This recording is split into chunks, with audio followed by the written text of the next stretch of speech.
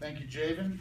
I have explicit instructions from Javen to not ramble on too awfully much. We're going to kind of mix the format up and do as much a Q&A as you've ever probably done in the past. But I do have to say, talk about some football things. We always, fellow commissioners, start with the accomplishments and try to brag a little bit. But you know, I'm not supposed to talk about the 7 record bowl games last year that the Mountain West participated in, nor mention the 4th BCS/CFP bowl victory. Ironically, the only bowl game in the BCS/CFP era that the Mountain West has lost is the Boise State when they beat TCU in the Fiesta Bowl, and certainly not mention the potentially 3 starting NFL quarterbacks that have played in the Mountain West Conference: Alex Smith, Andy Dalton, and Derek Carr. But I wanted to kind of embellish a little bit on the video you just saw. One of the focuses of the Mountain West this year, and has been developing towards this, are the academics and the improvements and the opportunities we're giving the student athlete.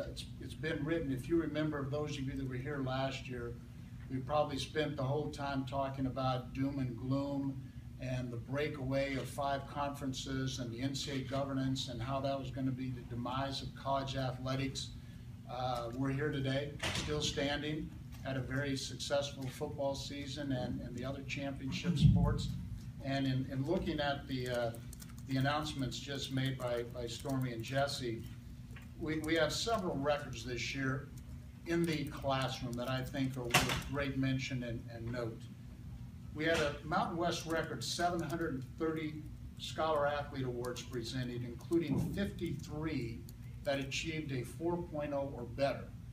I come from an institution, I didn't know you could have better than a 4.0. I didn't even know what a 4.0 was actually not the highest ranking you could achieve. To be eligible, you must have completed at least 2 academic terms, a GPA of 3.5 or better, and participate in a Mountain West varsity sport. Our 16-year total is over 7,700 scholar athletes. Another league record, 959 student athletes were named to the spring academic All-Mountain West team. That eligibility includes 1 academic term, a 3.0 or better, and a starter or a significant contributor in your sport. The 16-year total there is just under 17,000. 16,990 student athletes have earned a 3.0 or better. 156 Mountain West academic All-Americans, including 35 in the sport of football. In our record 24 sport programs, we've had 24 sport programs, including 3 football currently: Air Force, Boise State, and Utah State, honored with the NCAA APR Recognition Award for a multi-year APR that's in the top 10% of their sport. And lastly, we saw Rebecca Esselstein. She's one of 4 Rhodes Scholars to have participated in the Mountain West, and one of 42 NCAA postgraduate scholarship winners. So we're so very pleased and accomplished what our student athletes are doing in the classroom as well as on the courts and fields, and that is an absolute major point of emphasis for our board of directors, is improving the stature and graduating student athletes. With that, I'll open it up to any questions. Everything is fair game. I know I've heard some snippets, so a lot of ideas and thoughts of what the league is doing or not doing, and be glad to answer any questions you might have. As a reminder, this is being recorded, so we would ask that you please state your name and affiliation when asking a question, and both John and Dan here will have a microphone if we can actually get it to work. There we go.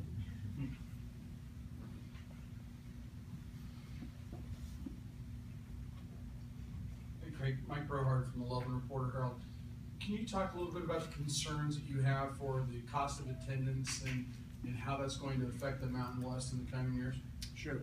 I think our people have been very creative. Our board and athletic directors have worked diligently.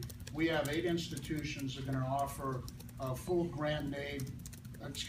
cost of attendance on top of the grant and aid in all sports that average for about 230, 240 student athletes on their campuses. We have several other institutions. Air Force is an exception. Basically, they have cost of attendance included. They do receive a stipend financially to attend the academy. And everybody's addressed it in their own time. It's very creative how they're paying for the cost of attendance. But one of the ways is the new format in the college football playoff, and from the former BCS. The first 16 years in the Mountain West, we averaged about $4.5 million in distribution, and this year was about $23.5 million. So not all that money is put back into cost of attendance, but I'm sure some of the institutions are using some of that revenue to support those efforts. Craig, JP Murrieta, KOB TV. Kind of along those same lines, we talked, the cost of attendance is new, but for the last several years, this league's talked about kind of the haves and the have-nots. The revenue distribution may be up in this league, but it's probably up nationally as well. Are we any closer to college football equality and cutting that gap, or is it still and always going to be a wide margin? Well, I think it's probably widening, JP. Arguably, we had a record distribution this year, including the bowl subsidies of about $47 million. But that pales, compared to some other leagues. I don't think this is a newsflash. Certainly, the athletic budgets aren't any smaller. They have grown exponentially in the Mountain West Conference. We have a gap within our own league. I said this last year. We have athletic budgets in the high 40s and athletic budgets in the high 20s. So, there's a huge disparity right here in our 12-team league. But, this is one of those things that is not going to change for, we've got, 6 institutions that have been playing football since the 1890s. Their budgets, even in their own states in some places, have never been as large as other state universities in that same state. But, it comes down to doing what you have with the resources you have. Again, going back to the cost of attendance, I think our people are very creative, working diligently, and it comes down to, the biggest fear when we had the potential concern about governance last year was the fact that we wouldn't be able to schedule these people. We're averaging, I'm getting off topic a little bit, but as long as we're able to schedule, and we have 10 or 12 games against the Pac-12, we have 8 to 10 games against the other 4 conferences in that grouping over the next 4 or 5 years. As long as we have those games available to us and have the opportunity, we're going to be fine. We're going to have an opportunity to compete. We might not have the newest, the shiniest, the fanciest, but it's still 11 on 11. It's 5 on 5, or whatever sport it is, 6 on 6 in volleyball. That we have the opportunity to compete, and we're going to take advantage of that. Chadd Cripe, the Idaho Statesman. Craig, back to conference rumor mill again. It seems like, have you heard anything solid that the Big 12 has interest in Boise State, and do you have any concern there that they may be after someone in your league? I won't put words in his mouth. I was on a conference call with Bob Bowlesby a couple hours ago, and he didn't bring it up. No, I don't know. Chadd, that's something that's part of life. We have had 15 members in our 16-year history, and for 7 or 8 years we had the same 8 members. We added TCU. That's something that we can't lose sleep over. And talking to our board of directors, there's issues in what it would cost to play in other leagues. The neighborhood is different. A $45 million operating budget in the Mountain West puts you near the top. And in other leagues, it would probably put you near the bottom, if not last. And so those would be collective decisions they make. I hear all the time, well, let's become the TCU model. Well, TCU did it in a totally different way than other people. Boise State, they're the model in football. I don't think there'll ever be another Boise State. From having started football in the 60s, basically, to where they are today, I don't think it can be done again. And so that's something, as a board of directors, we don't spend a lot of time on. We spend time on how do we improve and strengthen the 12 members we have, give the opportunity to these great student athletes. Great. Jimmy Durkin of the San Jose Mercury News. A few years back, when San Jose State was invited to the conference, there was some assurances from them that they would upgrade their facilities. At one point, the projected opening date of a new football building was this fall.